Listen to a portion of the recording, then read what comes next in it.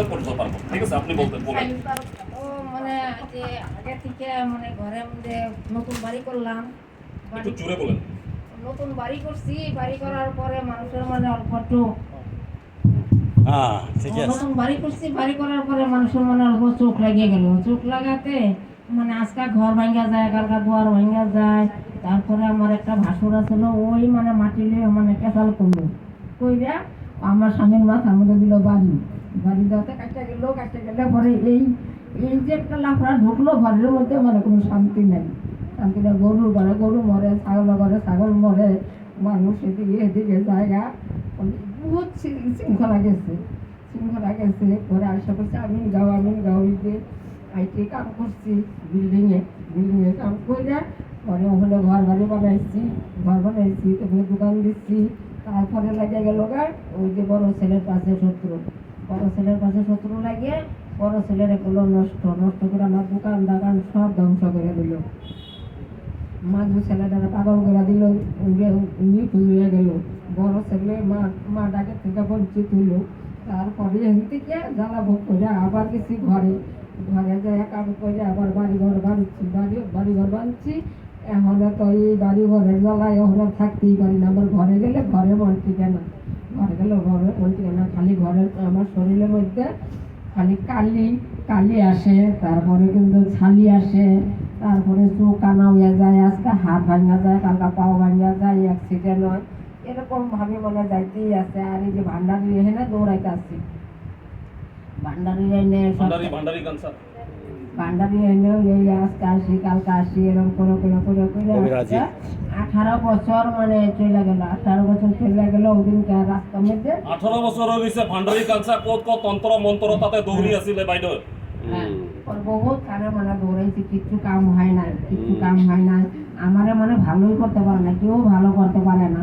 তা ওদিনকে ওই যে কামে এসে রাস্তা থেকে আমার মোবাইল, তারপরে গলার একটা চেন, তারপরে 7টা কাপড়, ব্যাগ, এগুলি মানে গাড়িতে মানে কি যে হয়েছে, মানে গাড়িতে উঠার লগে একটা ফোন আইছে। ফোন আসার লগে আমি জিনিসগুলি ভুলে গেছি গিয়া, কিচ্ছু নাই আমার কাছে, খালি কিনা পড়ার কাপড়টা আছে।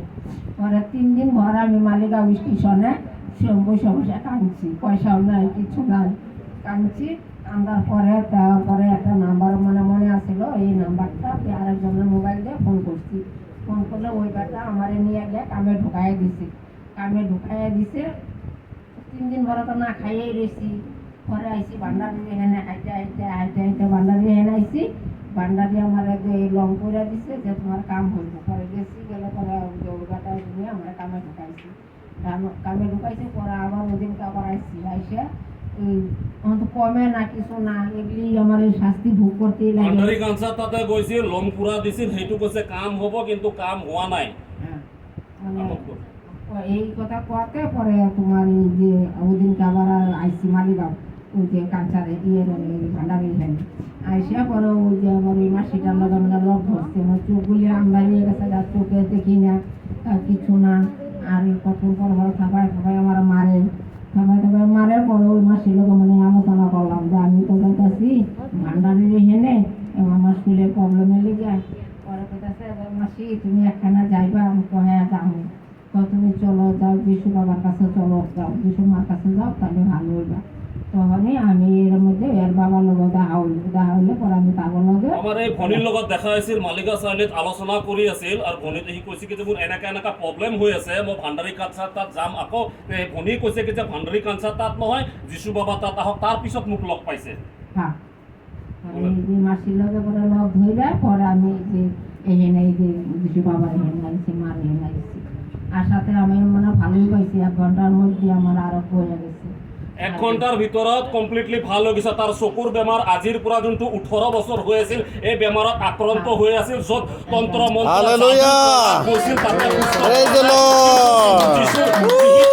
1 ঘণ্টাৰ ভিতৰতে সুস্থ হৈ গৈছে। হালেলুয়া। আপোনাক কোনে সুস্থ কৰিছে? যিশু বাবা। আমেন।